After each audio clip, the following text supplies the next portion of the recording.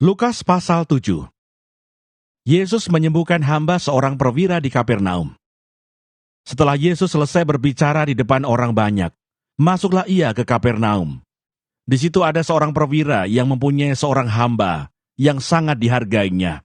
Hamba itu sedang sakit keras dan hampir mati. Ketika perwira itu mendengar tentang Yesus, ia menyuruh beberapa orang tua-tua Yahudi kepadanya untuk meminta supaya ia datang dan menyembuhkan hambanya. Mereka datang kepada Yesus dan dengan sangat mereka meminta pertolongannya, katanya. Ia layak engkau tolong, sebab ia mengasihi bangsa kita, dan dialah yang menanggung pembangunan rumah ibadat kami.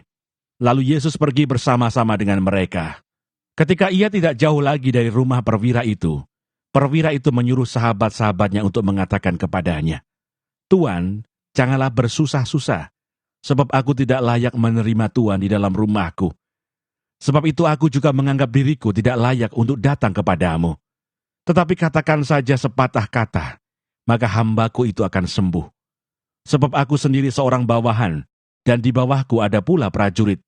Jika aku berkata kepada salah seorang prajurit itu pergi, maka ia pergi.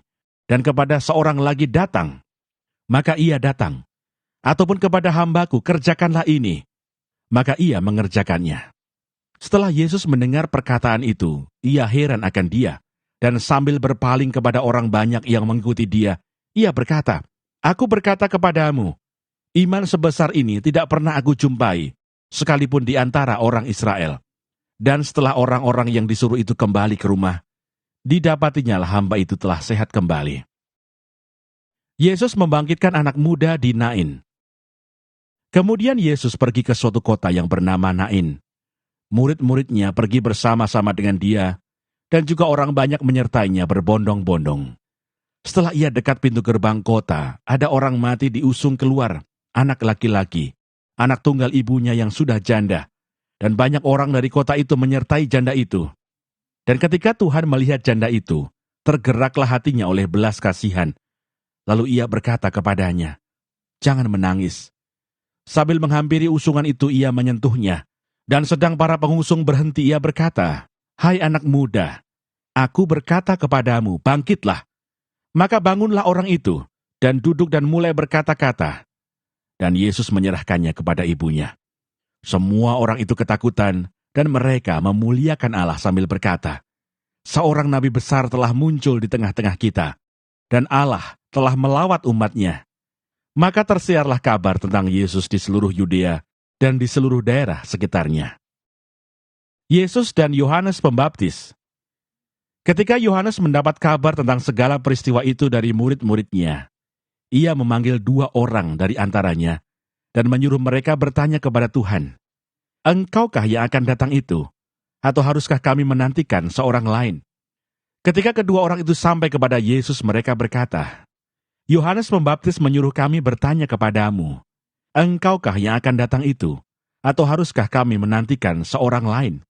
Pada saat itu Yesus menyembuhkan banyak orang dari segala penyakit dan penderitaan dan dari roh-roh jahat, dan ia mengaruniakan penglihatan kepada banyak orang buta.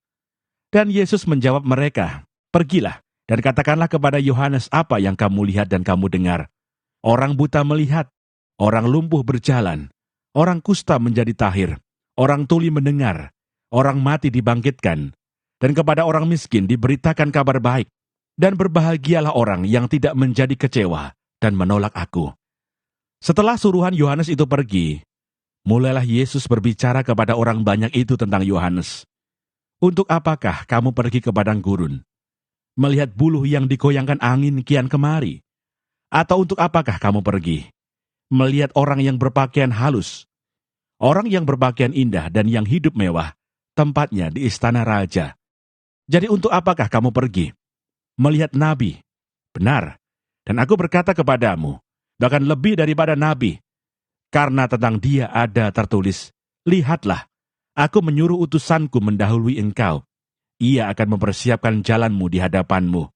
Aku berkata kepadamu, di antara mereka yang dilahirkan oleh perempuan, tidak ada seorang pun yang lebih besar daripada Yohanes.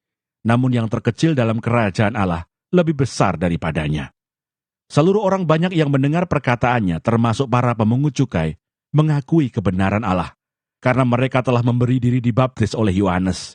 Tetapi orang-orang Farisi dan ahli-ahli Taurat menolak maksud Allah terhadap diri mereka, karena mereka tidak mau dibaptis oleh Yohanes. Kata Yesus, "Dengan apakah akan kuumpamakan orang-orang dari angkatan ini? Dan dengan apakah mereka itu sama? Mereka itu seumpama anak-anak yang duduk di pasar dan yang saling menyerukan, 'Kami meniup seruling bagimu, tetapi kamu tidak menari. Kami menyanyikan kidung duka, tetapi kamu tidak menangis.' Karena Yohanes Pembaptis datang, ia tidak makan roti dan tidak minum anggur. Dan kamu berkata, 'Ia kerasukan setan.' Kemudian Anak Manusia datang, ia makan dan minum, dan kamu berkata, 'Lihatlah, ia seorang pelahap dan peminum, sahabat pemungut cukai dan orang berdosa.' Tetapi hikmat dibenarkan oleh semua orang yang menerimanya." Yesus diurapi oleh perempuan berdosa. Seorang Farisi mengundang Yesus untuk datang makan di rumahnya. Yesus datang ke rumah orang Farisi itu, lalu duduk makan. Di kota itu ada seorang perempuan yang terkenal sebagai seorang berdosa. Ketika perempuan itu mendengar bahwa Yesus sedang makan di rumah orang Farisi itu, datanglah ia membawa sebuah buli-buli pualam berisi minyak wangi. Sambil menangis ia pergi berdiri di belakang Yesus dekat kakinya, lalu membasahi kakinya itu dengan air matanya, dan menyekanya dengan rambutnya. Kemudian ia mencium kakinya dan meminyakinya dengan minyak wangi itu.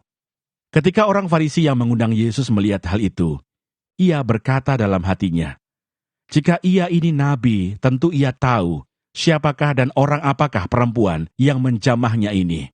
Tentu ia tahu bahwa perempuan itu adalah seorang berdosa." Lalu Yesus berkata kepadanya, "Simon, ada yang hendak kukatakan kepadamu." Sahut Simon, "Katakanlah, Guru." Ada dua orang yang berhutang kepada seorang pelepas uang. Yang seorang berhutang 500 dinar, yang lain 50. Karena mereka tidak sanggup membayar, maka ia menghapuskan hutang kedua orang itu. "Siapakah di antara mereka yang akan terlebih mengasihi dia?" Jawab Simon, "Aku kira dia yang paling banyak dihapuskan hutangnya." Kata Yesus kepadanya, "Betul pendapatmu itu." Dan sambil berpaling kepada perempuan itu, ia berkata kepada Simon, "Engkau lihat perempuan ini. Aku masuk ke rumahmu, namun engkau tidak memberikan aku air untuk membasuh kakiku. Tetapi dia membasahi kakiku dengan air mata dan menyekanya dengan rambutnya. Engkau tidak mencium aku, tetapi sejak aku masuk ia tiada henti-hentinya mencium kakiku. Engkau tidak meminyaki kepalaku dengan minyak, tetapi dia meminyaki kakiku dengan minyak wangi. Sebab itu aku berkata kepadamu, dosanya yang banyak itu telah diampuni, sebab ia telah banyak berbuat kasih. Tetapi orang yang sedikit diampuni, sedikit juga ia berbuat kasih." Lalu ia berkata kepada perempuan itu, "Dosamu telah diampuni." Dan mereka yang duduk makan bersama dia berpikir dalam hati mereka, "Siapakah ia ini, sehingga ia dapat mengampuni dosa?" Tetapi Yesus berkata kepada perempuan itu, "Imanmu telah menyelamatkan engkau. Pergilah dengan selamat."